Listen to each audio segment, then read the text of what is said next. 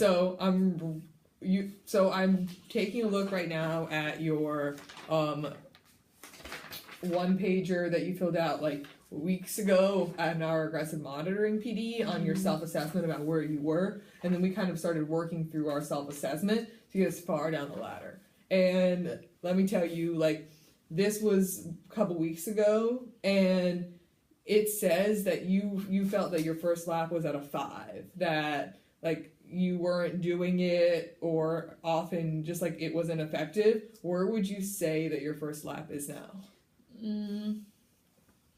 I'd say maybe like a 7.5, somewhere around there.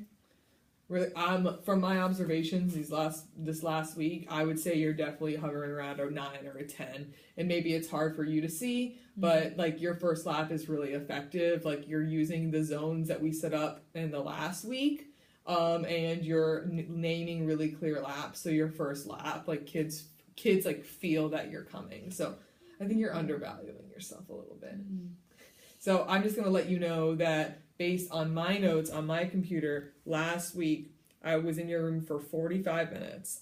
And in those 45 minutes, you did 8 first laps. And all of your first laps, you were naming that you were coming around to look for completion in all of those instances. And in all of those instances, you completed it in under 30 seconds or less, which was the time that we agreed upon for your first lap. So after that, so you can look at the numbers, but I think you're being modest that you're definitely on the 9 or 10 scale in terms of your first lap. So I'm really excited for all of the progress that you made, and we're gonna go ahead and look at some video of what happens next. So now that you have a really good successful first lap, what's going to happen after that first lap? And I know you know that the second lap happens.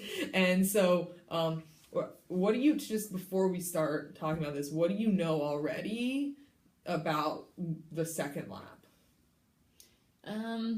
Well, I guess I think from, okay, for the first lap, I know that sets the tone kind of and how it's going to be. But with the second lap, if the first is effective, I feel like you're even more so getting more of that 100%.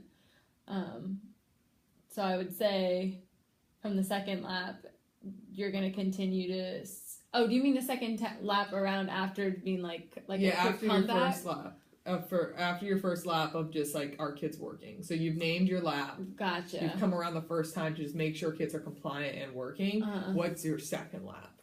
To do checks, like if they're getting it right or wrong, or circling different things. So when you say feedback, written feedback, but quickly, yeah. Only staying there for kids for like a few seconds, quickly just writing it on their paper, not as much talking, because that takes up more time, and you want to make sure you can get around all the way to that second group.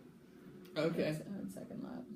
Okay, great. So it seems like you have a pretty good understanding of what like the components of a second lap are. I want to take you into Ms. Martinez's class, who teaches right behind us 5th grade math, and I want you to write this down here in your notes. Okay. When you're watching this video, I want you to look for how she addresses misconceptions. That's number 1. So once you got the feedback part right, so we're not going to look for feedback. So she's giving feedback. I want you to look for how she gives the feedback, and then I actually want you on the video, there's a timestamp on it, to record how much time when she's talking to students she's spending. Okay. So I'm going to pause our video while we watch Ms. Martinez's video, and then we'll talk about it.